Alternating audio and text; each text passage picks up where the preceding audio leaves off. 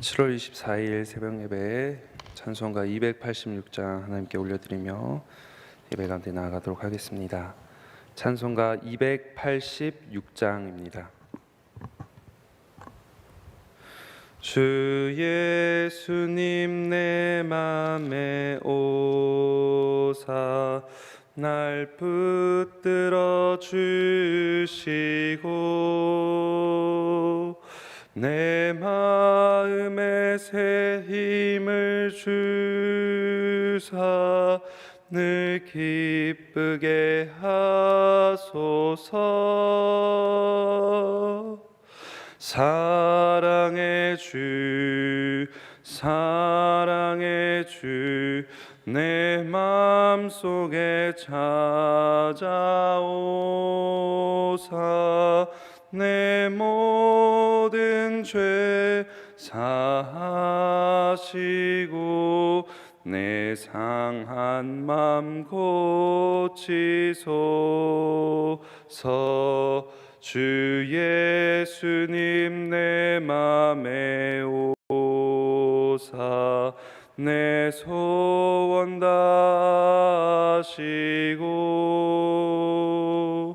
내 무거운 짐 맡아 주사 참 평안을 주소서.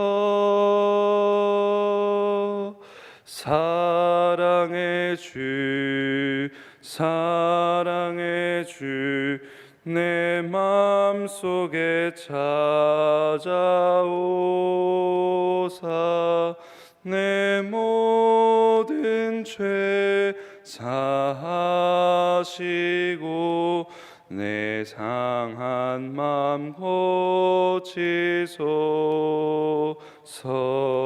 주 예수님 내 맘에 오사 날 정결케 하시고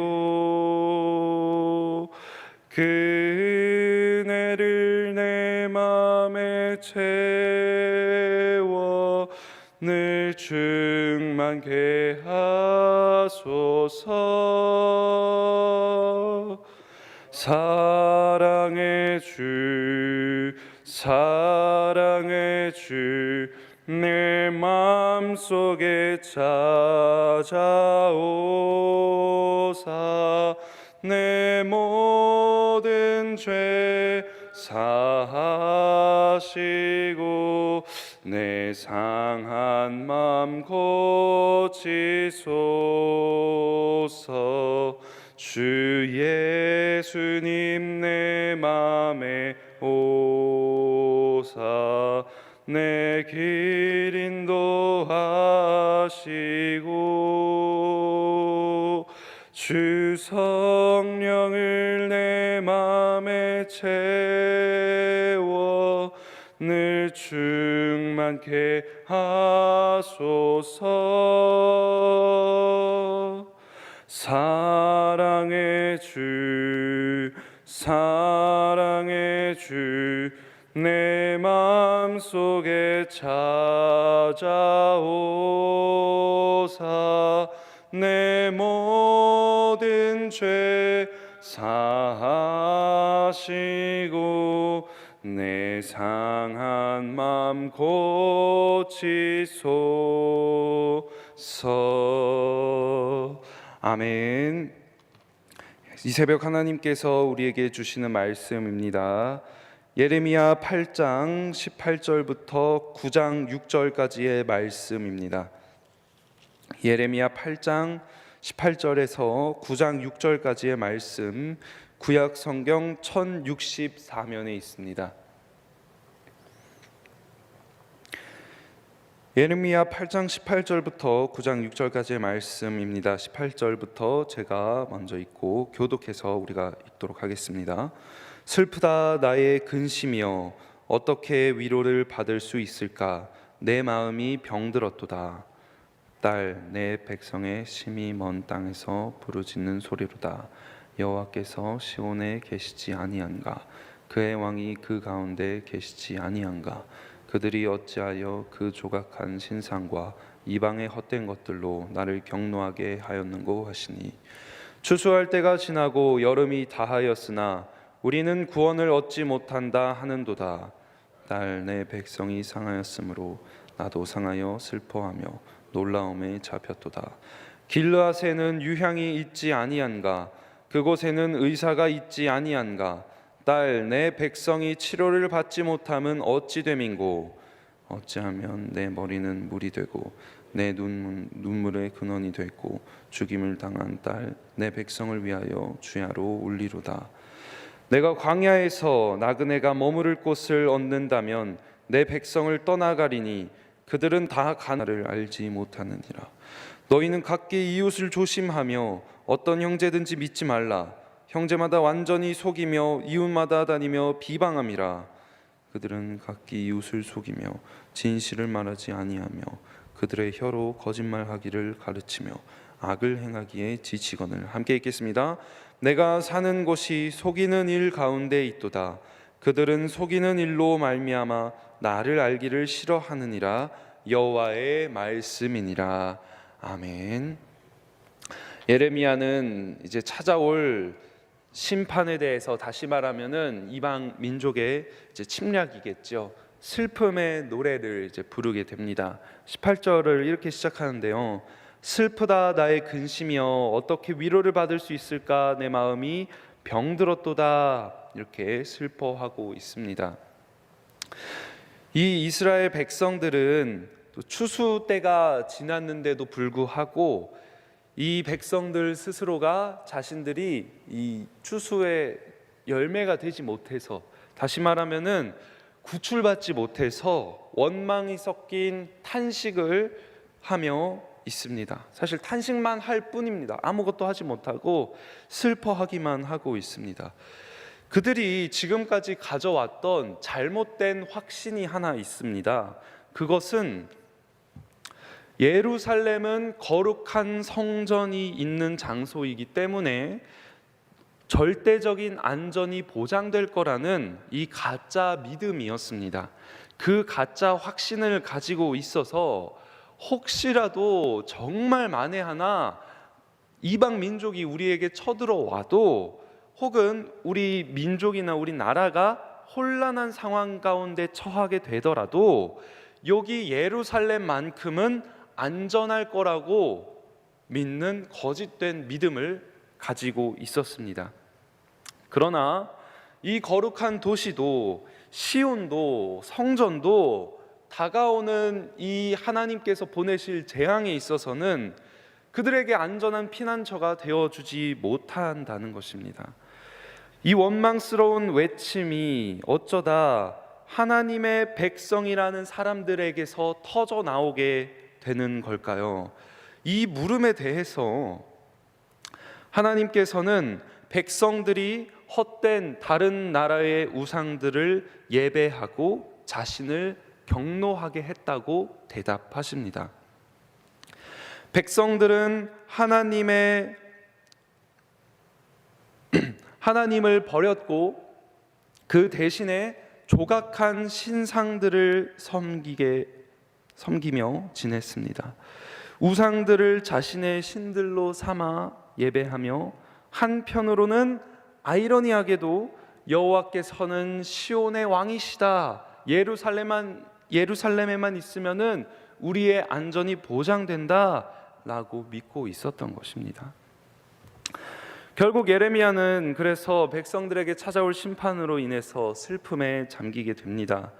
그들이 왜 그토록 치료가 불가능한 증세인지, 그들이 왜 자신들의 죄 많은 모습을 깨닫지 못하는지 이해할 수가 없었습니다. 이 절망적인 상황 가운데 자신도 압도되며 22절과 같이 고백합니다. 길르앗에는 유향이 있지 아니한가? 그곳에는 의사가 있지 아니한가? 딸 내 백성이 치료를 받지 못함은 어찌 된 일인가? 이야기를 합니다.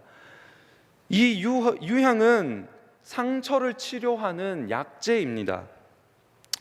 백성들에게 닥친 고통의 상황은 정말로 아이러니한 모습을 보여주는데요. 길르앗에 가면은 상처를 치료할 수 있는 약이 있습니다.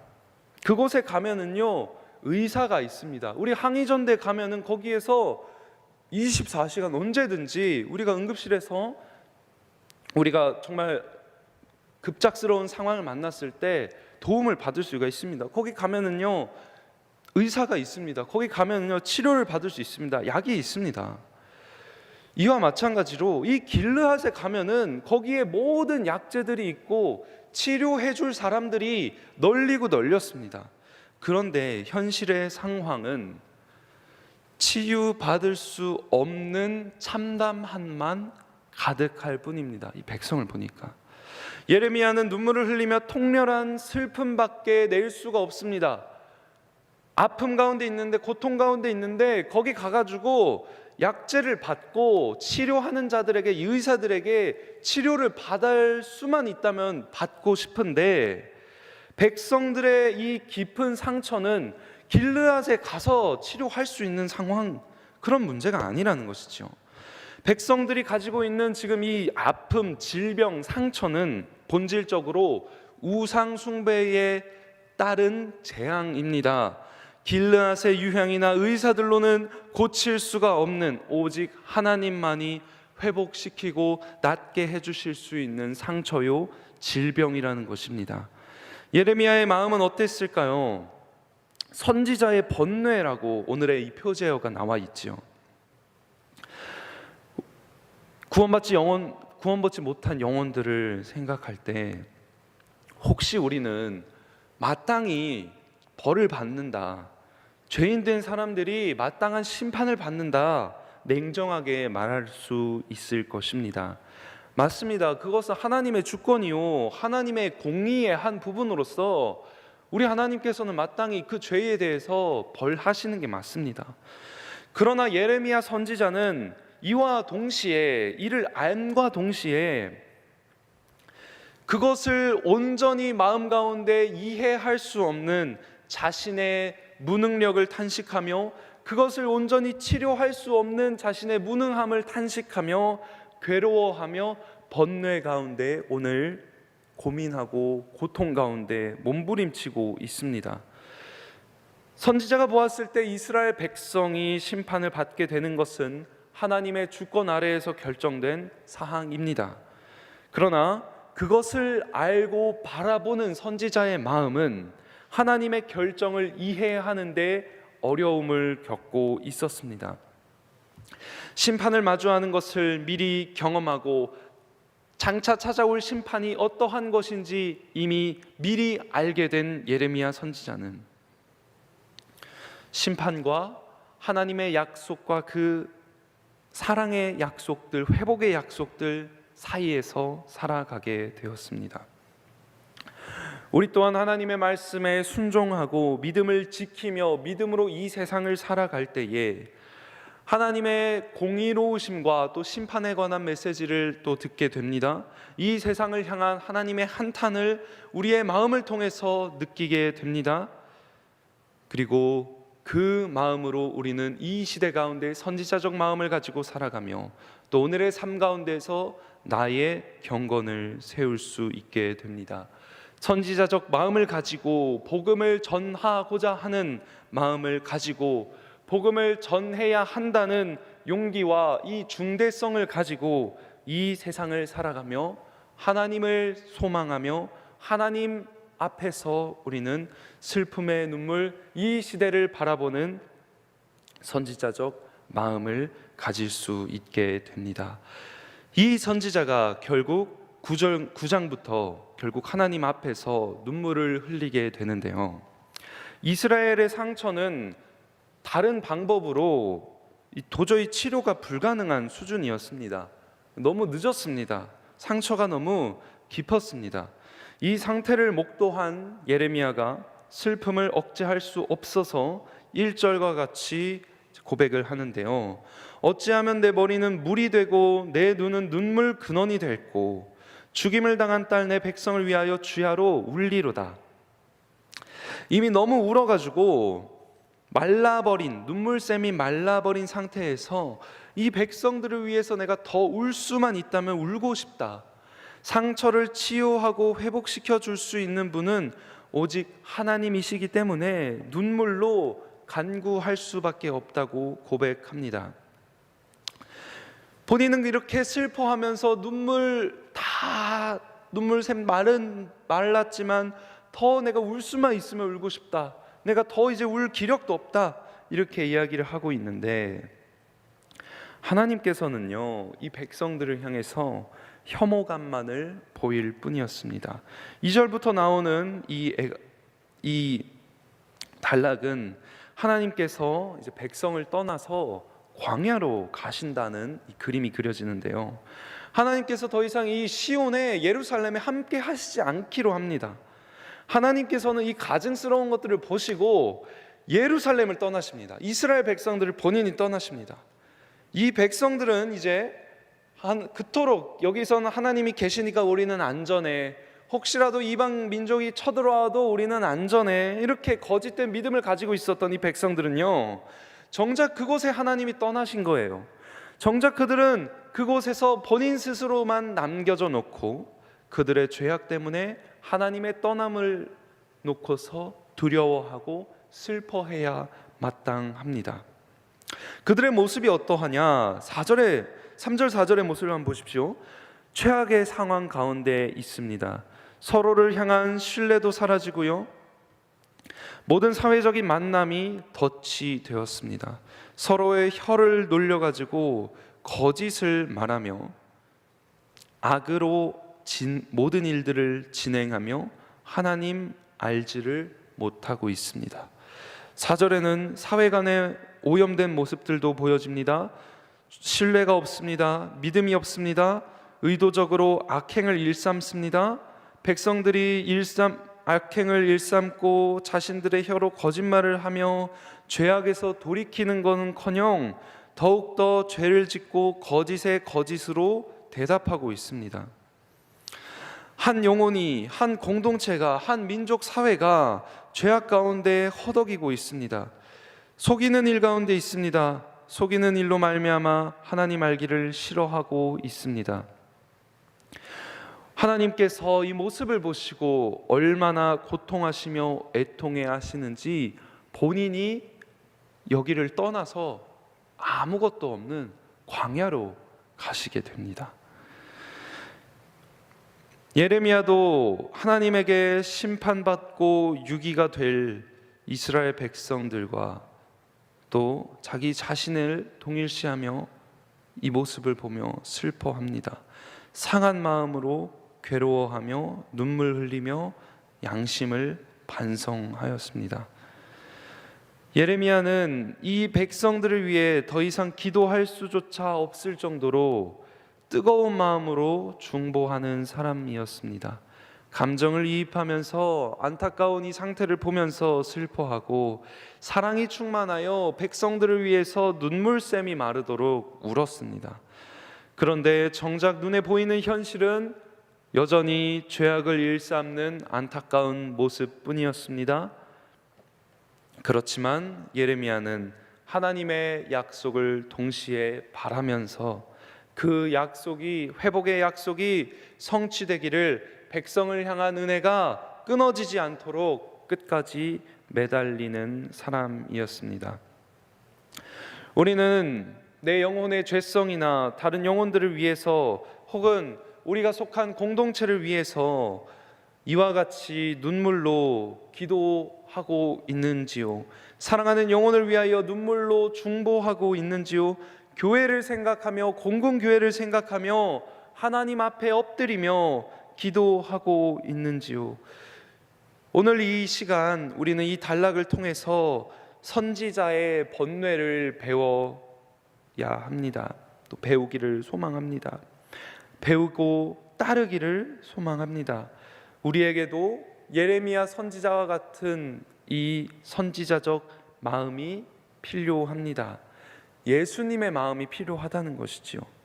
나의 모습을 되돌아볼 때에도 마찬가지고요, 내 주변에 있는 영혼들을 바라볼 때에도, 또 우리 사회를 바라볼 때에도, 우리 부대를 바라볼 때, 우리 공군을 바라볼 때 우리는 선지자적 마음으로 바라보아야 합니다. 우리에게는 눈물이 필요한 것입니다. 이 시대를 바라보면서, 이 세상을 바라보면서 마땅한 심판이 내려야 될 곳으로 보는 것이 아니라, 이 마땅한 심판이 내리는 그 모습 가운데에서 사랑의 마음으로, 선지자적 마음으로 눈물 흘리며 이들을 위하여 중보하며 회복을 위하여 기도하는 마음이 필요하다는 것이지요.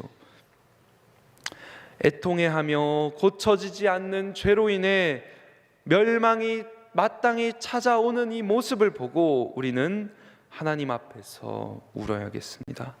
바뀌지 않는, 먼저 내 영혼을 위해 회개하며, 또한 구원받지 못하고 사망을 향해 달려가는 내 가정 가운데, 일가 친척 가운데 구원이 필요한 그 영혼들을 놓고 기도하며, 자녀를 위하여, 부모를 위하여, 배우자를 위하여 우리가 할 수 있는 것은 이 시간 주님 앞에 나와 애통해하며 기도하는 것밖에는 없습니다.